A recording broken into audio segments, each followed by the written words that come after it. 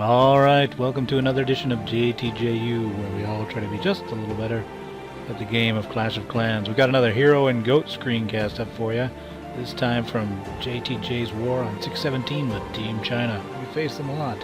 But anyway, let's get right to it. First up, the hero. Alright, with all Hero and Goat screencasts, we don't tell you who the hero is until the end. But first off, let's notice one thing about this attack that made it interesting. The usage of balloons to try to take out what in the end will be the backside air defense. And he does a great job here. I mean, there's a lot of commitment. He doesn't try to wuss out on it and just use a few balloons. He's got plenty of inventory, because as you see here, he kind of ended up not getting it done with the number he thought he could because of those Teslas that popped up. But he has some extras. He has 5 left, which I think were probably planned for that one up in the corner. But you'll see he adjusts and actually takes care of those as well here in a minute. So first off, nice plan of separating the defense and using specific units to take out what needs to be taken out. Now he spams in his dragons from 2 o'clock. And what he does here that's very good is notice the usage of the 2 rage spells to funnel in the dragons towards that one last remaining air defense, which was also really well done. Now I might not have. You see here he actually deployed his king with the dragons. If he would have waited a little longer, the king would have taken a little less damage. But at the same time, you can also say that the king was helping in terms of taking shots from like that Tesla tower there. So it's probably a mixed bag. It's really not worth digging up or down for it. Alright, so let's go ahead and speed this up now, because I'm thinking the guy's going to win. The hero looks like he's got it in hand. 4 or 5 dragons remain on the field, not a lot of defensive buildings. So he's kind of turning it around. And I don't really think that there's much more he could have done. Just take away that he did the great job he did in terms of using balloons to directly target air defense, because they go directly towards it. And that commitment there, in addition to the nice funneling from the rage spell.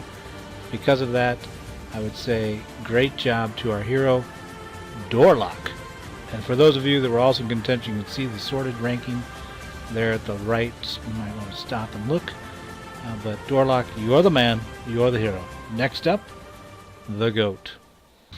Alright, once again, drop the drapes. We don't want to know who the goat is, but here's the attack.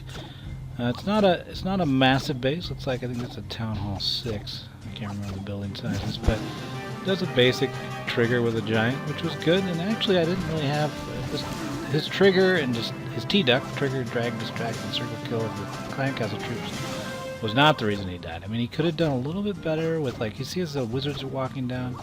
If he would have had that be a giant that was distracting from down low, he could have then shot the wizards as they were walking with archers, and that would have been a better way to do it. But this isn't bad. And the other thing he could have done is, you'll see he's going to attack from 6 o'clock. He should have actually dragged the clan castle down to 6 so that any troops that remained could then flow into the hole that he's going to drive. Then you also notice here he tries to hit the wall without any giant defense on his wall breakers. Always want to send in a giant, then the wall breakers. So finally, he keeps.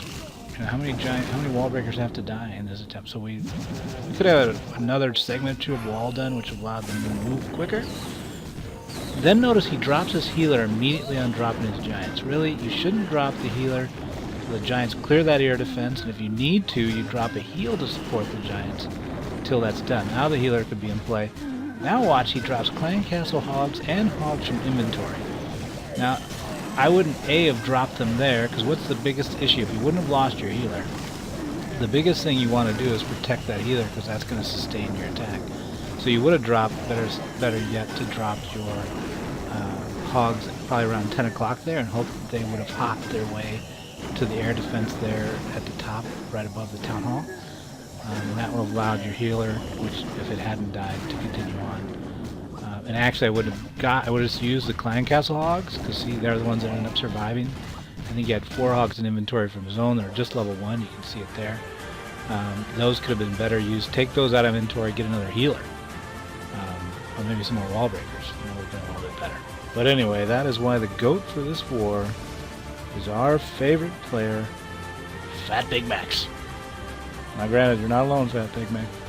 Pac-Man and Jace, you're going to have some questionable plays there as well, just like the heroes also considered for the GOAT. So that'll do it for this week.